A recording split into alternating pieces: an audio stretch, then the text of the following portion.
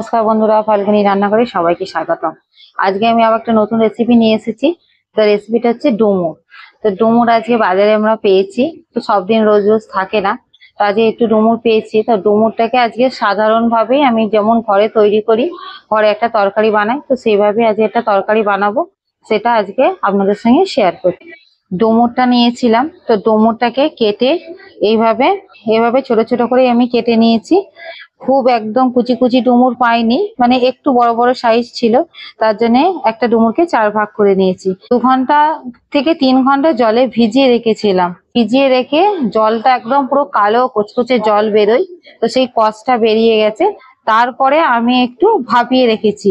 তো একটু ভাপাতে টাইম লাগে, তো তাও দেখুন ভাপিয়ে নিয়েছি। তাও একটু ইয়ে আছে, মানে এরকম নরম হয়েছে। তো এই নরমটাতেই আমি রান্নাটা করবো আজকে। তো এই ডুমুরটাতে আজকে আমি শুধু আলু দেবো, আর একটু টমেটো দেবো, কাঁচা লঙ্কা দেবো, আর তেল, নুন, হলুদ, লঙ্কা গুঁড়ো তো আছে, তার সঙ্গে একটু আদা বাটা, জিরে গুঁড়ো, আর এটা হচ্ছে ভাজা মশলা। ভাজা মশলার মধ্যে জিরে, ধনে, শুকনো লঙ্কা গুঁড়ো করা আছে।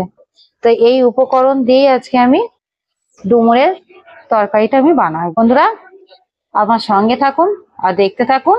আমি প্রথমে উনুনটা ধরিয়ে নেব। বন্ধুরা উনুনটা জ্বালিয়ে কড়াটা বসিয়ে দিয়েছি, কড়াটাও গরম হয়ে গেছে। আমি প্রথমে একটু সর্ষের তেল দেবো।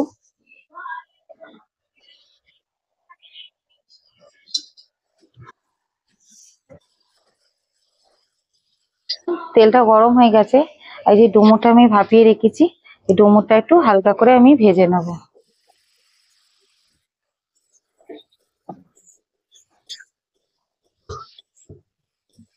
একটু নুন দিয়ে দিচ্ছি, আর একটু হলুদ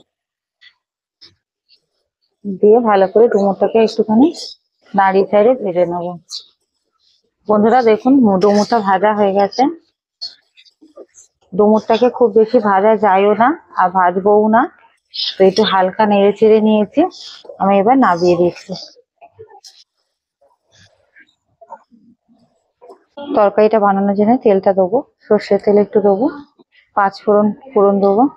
ফোড়নটা হয়ে গেছে, এবার আলুগুলো দিয়ে দিচ্ছি।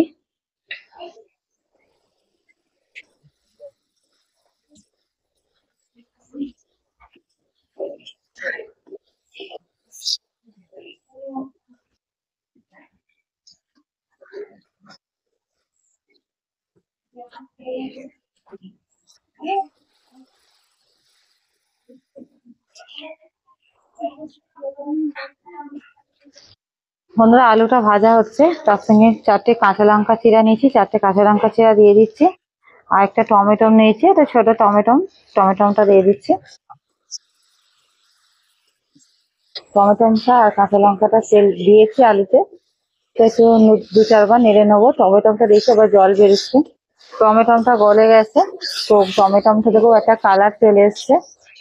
বন্ধুরা ডুমুরে একটু নুন দিয়েছি, আর একটু নুন লাগবে, একটু হলুদ, একটু লঙ্কার গুঁড়ো, একটু আদা বাটা, ½ টি স্পুন আদা বাটা।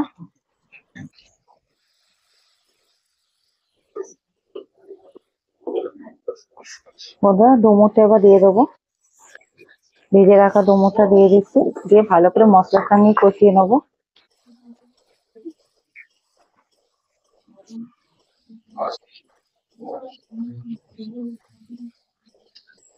ডুমুরটা আলুটা ভালো করে মশলার সঙ্গে আমি কষে নিয়েছি, আর এতে আমি একটু মশলা অ্যাড করছি, জিরের গুঁড়ো। জিরে গুঁড়োটা দেবো, জিরে গুঁড়োটা দিয়ে 2-4 বার নাড়বো। জিরে গুঁড়োটা দিয়ে বেশিক্ষণ আমি কষবো না, যে জিরেটার যে সেন্টটা আছে তাতে থাকবে। আমি তো এমনি তো বেশি কিছু মশলা ব্যবহার করিনি, তো আর এই ডুমুরের তরকারিটা খেতে খুবই ভালো হবে, জিরের গুঁড়ো সেন্ট থাকবে একটু। এই যে ভাজা মশলাটা নিয়েছি, এই ভাজা মশলাটার সেন্টটা বেরোবে, তো ডুমুরটা এতে খুব সুন্দর লাগে খেতে। বন্ধুরা এবার একটু জল দিয়ে দেবো।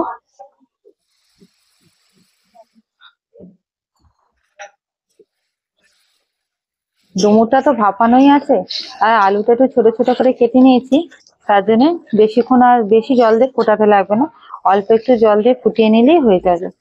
একটু মাখা মাখা করে নামিয়ে নেবো।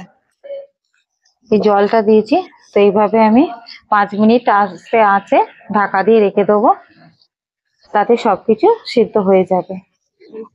সিদ্ধ করাই আছে, আর বেশিক্ষণ সিদ্ধ হতে লাগবে না। তো আমি এইভাবে 5 মিনিট ঢাকা দিয়ে রাখবো। 5 মিনিট হয়ে গেছে, তো আমি এবার ঢাকনাটা খুলে দেখছি জলটা শুকিয়ে গেছে কি। বন্ধুরা, একটু একটু জল আছে, তো এইরকম গ্রেভিটা একটুখানি জলটা মরিয়ে দেবো। একটু আলু দিয়ে সিদ্ধ হয়ে গেছে না, আলুটাকে এইভাবে একটু,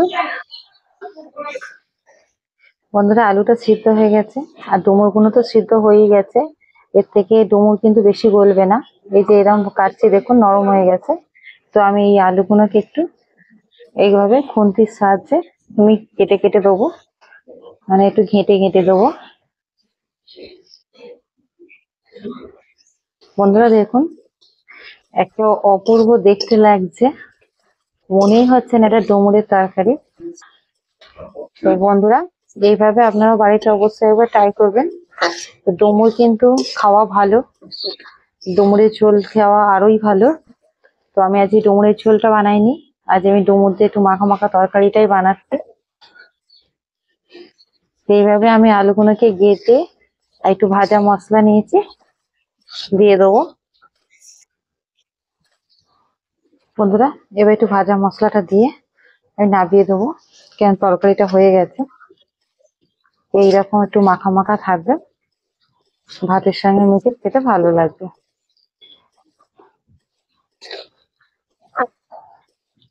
ভাজা মশলাটা দিলাম, তো এতে একটা খুব সুন্দর একটা গন্ধ ছেড়েছে, খুব সুন্দর গন্ধ লাগছে। তো আমি এবার নামিয়ে দিচ্ছি।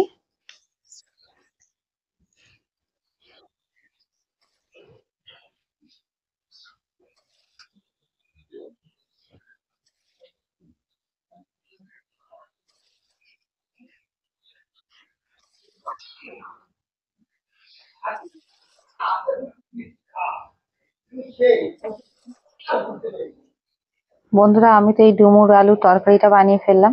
তো আপনারাও এরকম এই পদ্ধতিতে বাড়িতে অবশ্যই একবার ট্রাই করবেন। ভালো লাগলে অবশ্যই একটা কমেন্ট করবেন, আর আমার চ্যানেলটিকে সাবস্ক্রাইব করবেন, লাইক করবেন, ভিডিওগুলো শেয়ার করবেন। ধন্যবাদ।